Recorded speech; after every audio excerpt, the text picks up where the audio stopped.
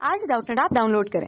Doubtnut पर अपने सभी गणित, रसायन विज्ञान, भौतिक विज्ञान और जीव विज्ञान के डाउट्स का करो सफाया।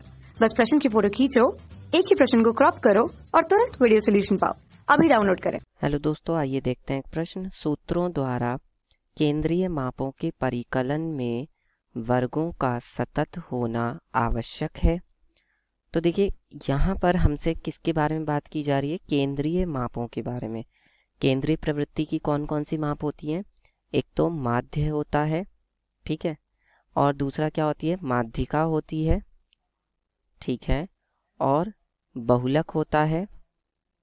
माध्य, माध्यिका, बहुलक, ये सब क्या होती हैं? ये सब हमारी केंद्रीय प्रवृत्ति की माप होती हैं।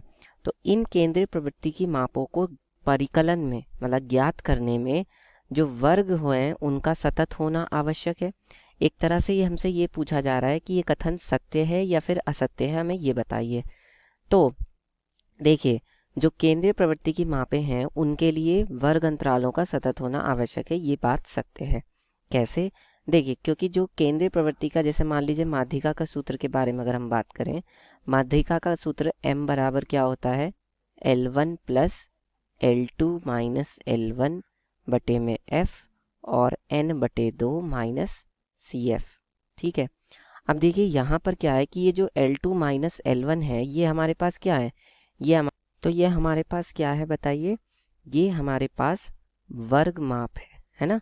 जो हमें वर्ग अंतराल दिए जाते हैं उनमें जो वर्ग माप होती है ये वो चीज़ है, यानी कि ये हमारा किसके बराबर है? h के बराबर है। हम कह सकते हैं कि जो L2 माइनस L1 है ये क्या है? h है, हमारा जो वर्ग माप होती है। तो अब देखिए, वर्ग माप तो निश्चित होती है। मान लीजिए हमारे पास वर्ग अंतराल दिया हुआ है ना? वर्ग अंतराल जैसे मान लीजिए हमें दिया हुआ है 0 से 10, फिर 10 से 20, ठीक है, फिर 20 से 30। तो यहाँ पर क्या है? यहाँ पे हम अगर वर्ग माप निकालना चाहते हैं, वर्ग माप यानी कि एक जो वर्ग अंतराल है उस वर्ग अंतराल की वर्ग माप h का मान कितना हो जाएगा? उसकी उच्च सीमा में से निम्न सीमा को घटा देते हैं, तो 10 में से 0 को घटाएंगे तो क्या आएगा? 10 आएगा। या अगर 20 में से 10 को घटाएंगे तो भी क्या आएगा? 10 ही आएगा, ठीक है। तो ये एक निश्चित वर्ग माप होती है। अगर हमारा वर्ग अंतराल सतत नहीं है, मान लीजिए कि हमारा जो वर्ग अंतराल है वो कुछ इस तरह से दिया गया है कि 0 से 10, उसके बाद 11 से लेके 20, ठीक है, फिर 21 से लेके 30। तो अब आप देख रहे हैं कि हमारा जो ये वर्ग अंतराल है ये सतत नहीं है। 10 के बाद क्या आ रहा है? 11 आ रहा है। 20 के बाद क्या आ रहा है? 21 आ रहा है। इसका मतलब ये सतत नहीं है। यहाँ पर देखिए सतत था, 10 के बाद 10 था, फिर 20 के बाद था, तो 20 के बाद 20 था, जबकि यहाँ पर इसमें हमारा जो वर्ग अंतराल है वो सतत नहीं है। तो हम क्या करते हैं कि ऐसे वर्ग अंतरालों में पहले हम वर्ग अंतराल को सतत वर्ग अंतराल बनाते हैं, ठीक है।